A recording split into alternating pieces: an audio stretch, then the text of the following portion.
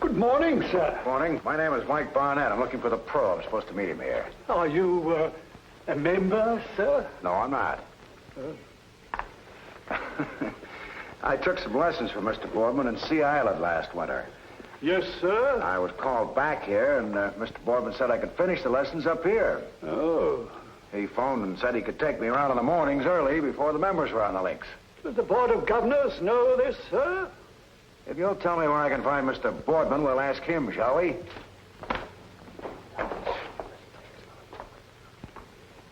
Members. Good morning, miss. Good morning, sir. Don't worry about me. I'll just wait. Hello, Jonesy. Morning, Jonesy. Cup of coffee, Jonesy. Yes, sir. Going around this morning, sir? You bet. And brew some magic in it, will you? I'm going to have to kill a few eagles. How about you? No point in sulking. I'm not sulking.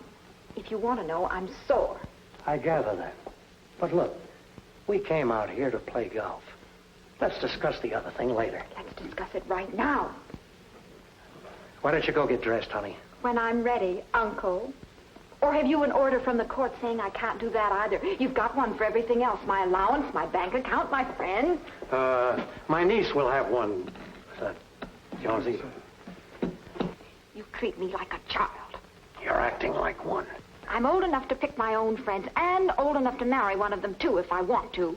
I'm 19 years old, and this... Yes, 19. And until you're 21, you'll do just as I say. After that, you can marry any fortune hunter you like. But I can tell you this. You won't be Mrs. Ted Boardman as long as I'm your guardian. I'll see you on the links. Did you hear what I said? I heard you. You said as long as I'm your guardian.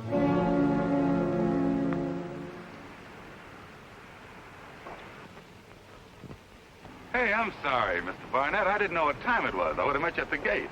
They almost made me use the servants' entrance. Swanky bunch of people you work for. What do you teach them, an overlapping grip with a lifted pinky? You don't teach these people anything. You respectfully suggest. Well, I came up here for a respectful suggestion about a slice I've developed since I saw you in Sea Island last winter. I spent more time in the woods than a forest ranger. Well, that's why I asked you to get up here before the members come out. Oh, I'm allowed to give lessons on the outside, but, well, I'm still a hired hand, and the club has first whack at my talents.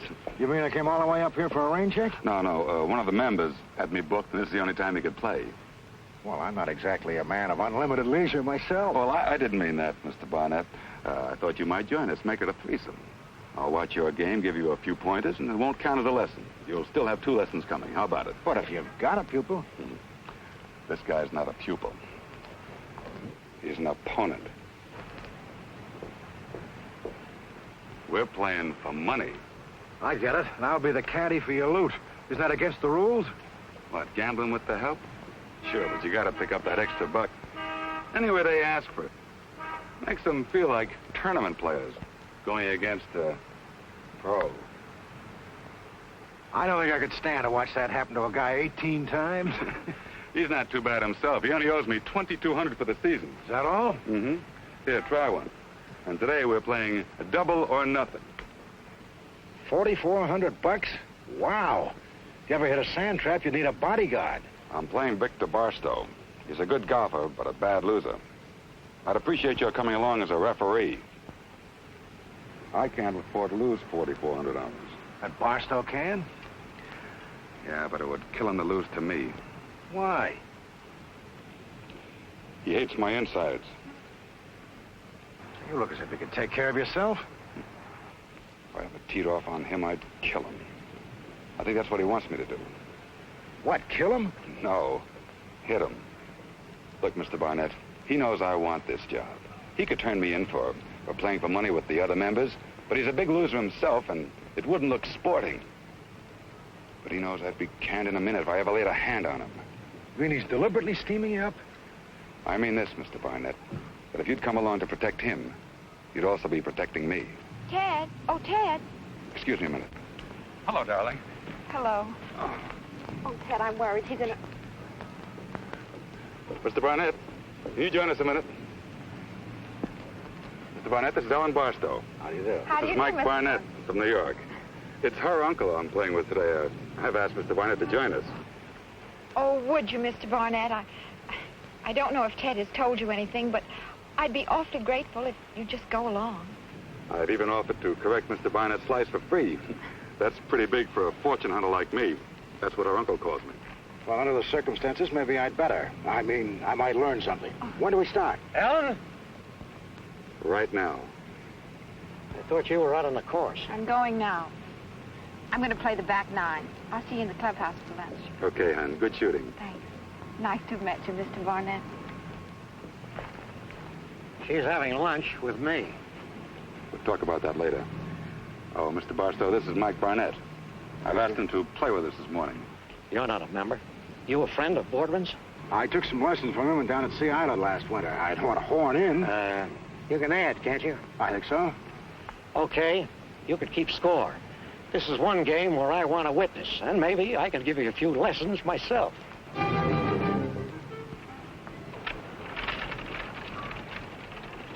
hope you don't mind the caddy carts. The kids don't get out until 9. Club pampers the help.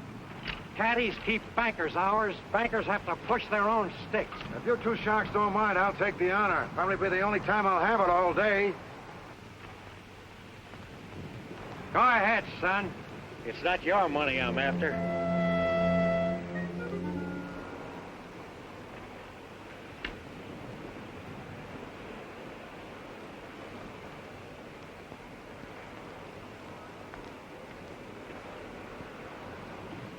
There's a lesson for you, Mr. Barnett. When there's dew on the grass, the greens are slow.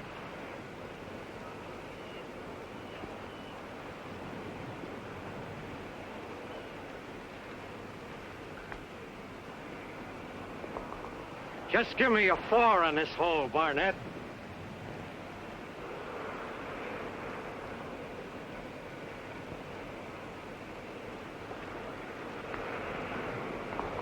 And a big fat 5 for me.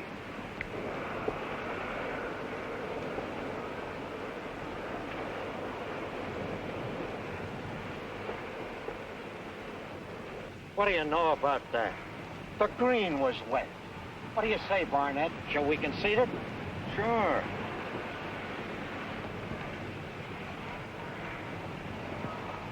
Don't be so big-hearted.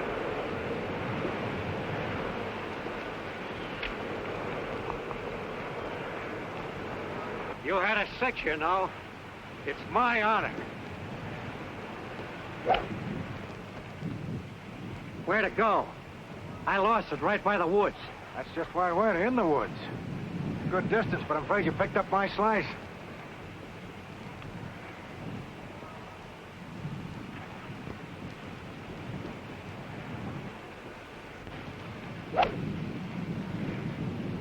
There's a hook you can have, too. I'm way off the fairway, off to the left. I think you'll need your bathing suit to play that one.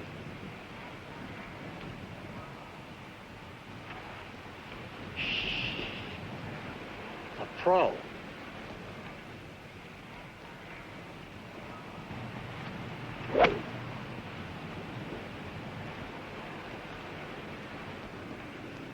That's where my slice went. You got it.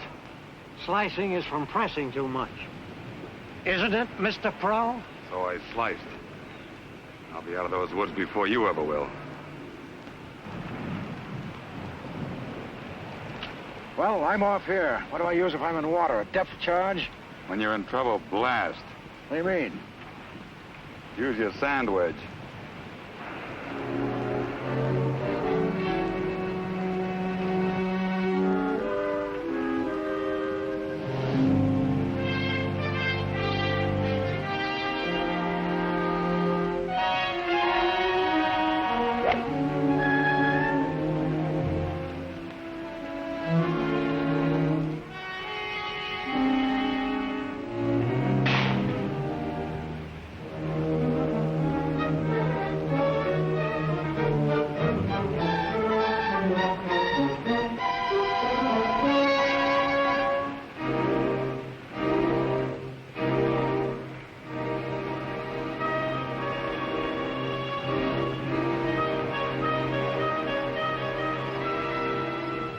back, Boardman.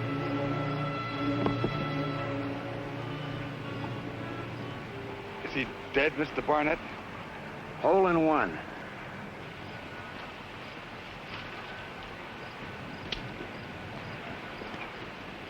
Hand it over. Anything you want to say? Let's go up to the clubhouse.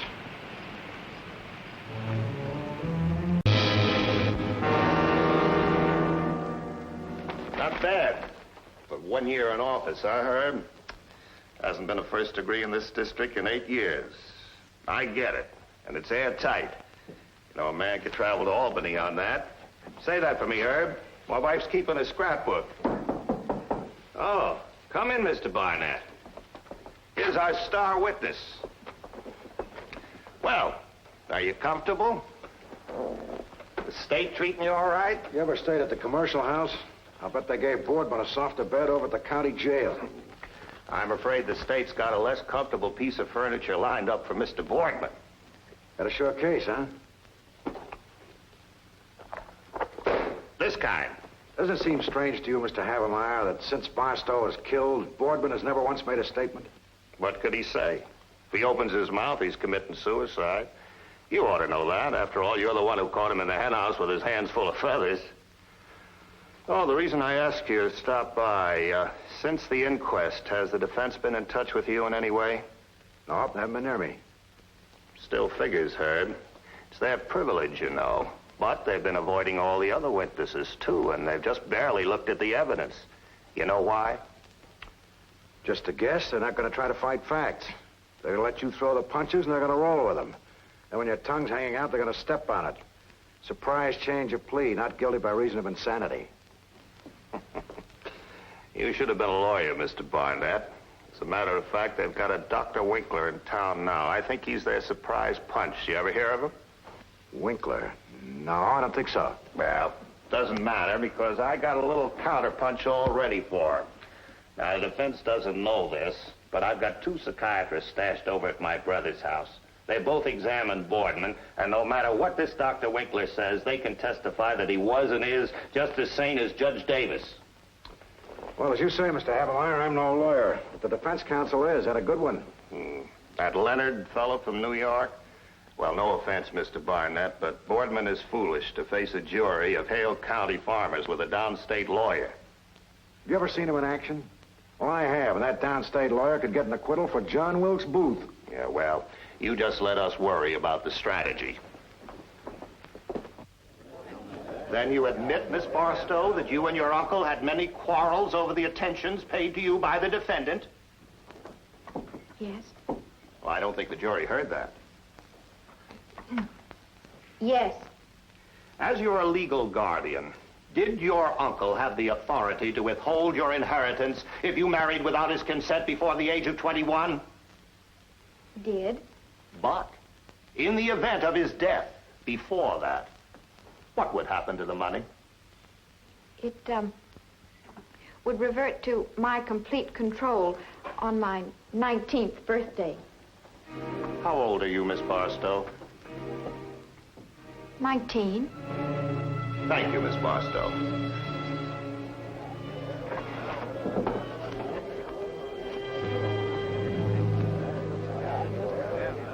And from what you could overhear, Mr. Barnett, what was Miss Barstow's reply? She said, I heard you as long as you're my guardian. And did she repeat any of this to Mr. Boardman? She met Mr. Boardman outside while we were on the practice green. I have no knowledge of what she said to him. But she did speak to him. And after that, what was his manner?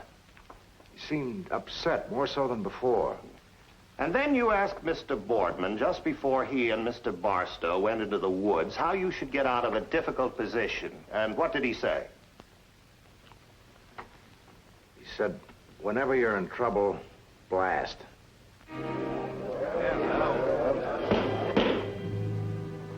He was less than a foot from the body, and he was holding a pistol from which only one shot had been fired. Could you identify this pistol? It was an Oriba, a Spanish gun, 6.35. It corresponds to our .25 caliber. The serial number was 141455. Is this the gun?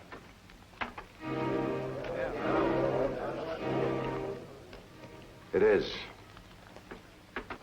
And now, Mr. Coroner, will you identify the exhibit that you have in your hand? This is the bullet that I removed from the body of Victor Barstow. I submit this in evidence. It was fired at close range from a .25 caliber pistol. The prisoner wouldn't admit to ownership of the gun, but we checked and found that a permit had been issued to purchase and carry a weapon of that serial number. And to whom was it issued? Theodore Boardman. Theodore Boardman, the state has established intent, method, motive, and opportunity. 4 accusing fingers of indisputable evidence, and they point directly at you. Can you deny any of it? The defendant does not have to answer that. He has already pleaded not guilty. That's all right, Your Honor. I don't deny anything. That is all. The counselor from New York may have the witness. Your witness, Mr. Leonard. The defense waives all right of cross-examination. The defense also excuses the witness.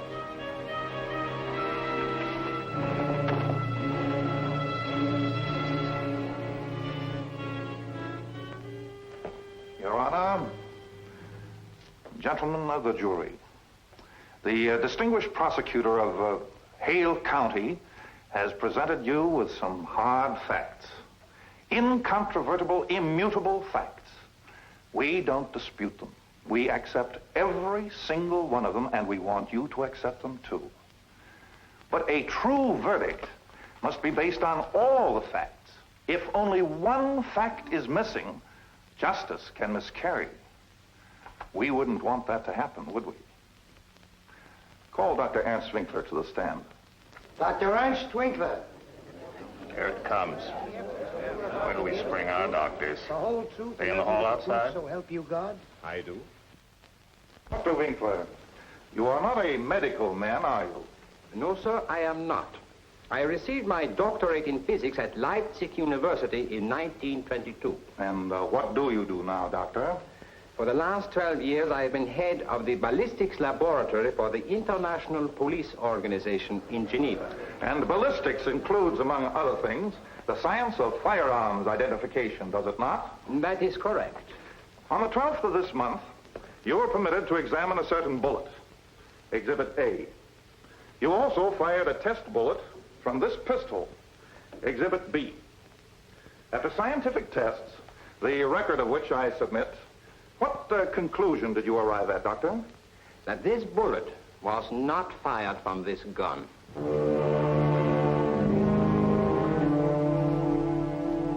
The defense rests. Well, it's you. You come to laugh at the hayseed lawyer who was going to tie the can on the downstate slicker? Well, I deserved it. You won't believe it, but I think you made a good case. Thanks. Only trouble is I got the wrong defendant. I suppose you think it was the girl. Look, when an innocent man won't defend himself, he's shielding someone. She had as much motive as he did. Only she didn't do it. How do you know? I was there, remember? From where I was in the fairway, I had a clear view of the woods. If she'd gone in there, I'd have seen her. You were right the first time. Boardman? Well, I haven't got a case. Leonard knew that. That's why he went to trial.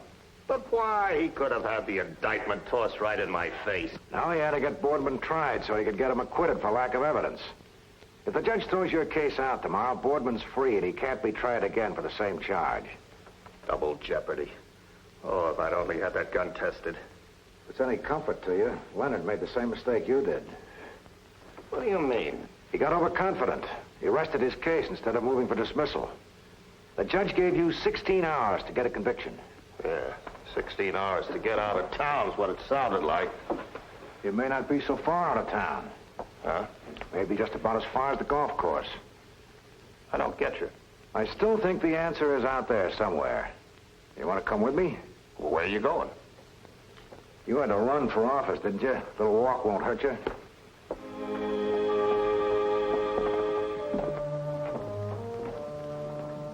What are we doing here anyway? This seems... Give me your club scorecard, will you, Sonny? Yes, sir. Want a caddy, sir? Good idea. We may need a witness. But where are your clubs? We're going to play this round with a pencil. You got one? What are you going to do? I got an idea that Barstow's last game of golf was very well planned. If I can just recall the game hole by hole, we may know what the score really was. All right, what happened here? Barstow took a 1 putt for a 4. I took a 5. Boardman took a miserable 6. Huh?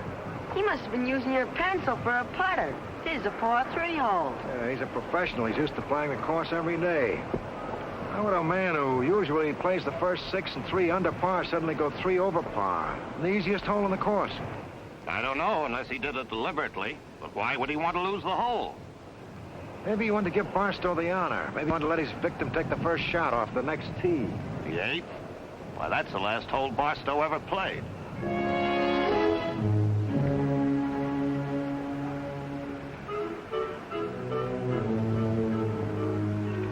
Wasn't this where Barstow shot into the trees? Yeah. And if Boardman noticed his consistent slice, he must have known he would. But just to make sure, he gave Barstow the honor. Yeah, from here to those woods, that's a bad slice. It is. And for a top-flight golfer like Boardman to make one, it'd have to be intentional. What about you? Well, I made it easy for him. I hooked way off to the left into the water. That put Barstow and Boardman in the rough with no witness. Wasn't he taking a risk having you along at all? Why did he do that? What he needed was a material witness, not an eyewitness. Somebody who'd give you enough circumstantial evidence to convince you had a case without bothering to do what we're going to do now. Which is what? Search those woods.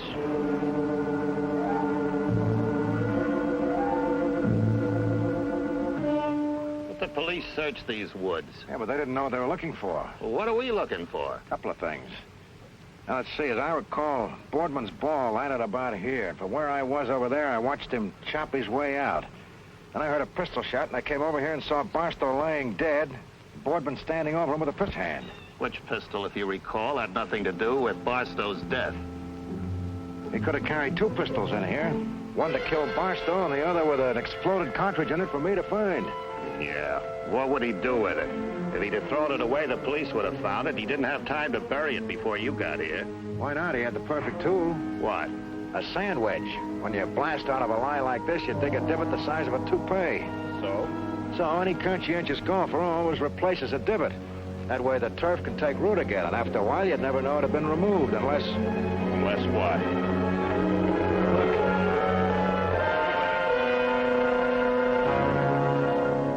A pistol, and the same kind that Boardman had. A divot makes a hole. A hole's a handy thing to have when you want to hide that extra pistol with the incriminating barrel marks and personal fingerprints that DAs love so well. I better have this photograph before I move it. Son, I want you to go over to the club, call the courthouse, ask the assistant to... Son, I said... Hey, Mr. Barnett, what are you looking for? It's okay, I found it.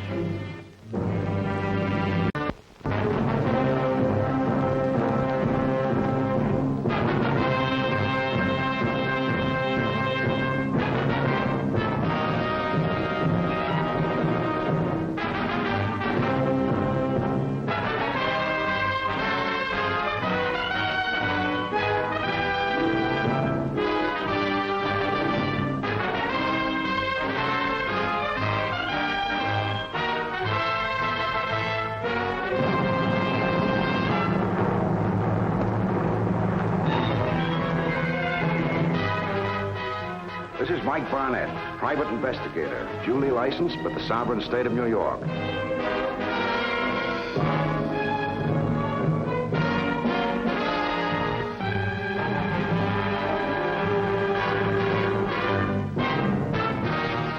If you tune in on this same channel next week at the same time, you'll see another exciting case reenacted from my private files. Many of the situations have been fictionalized, but what you will witness will be portrayed substantially as it happened and acted on the spot where it happened. You will witness what occurred in each case when I was assigned to follow that man.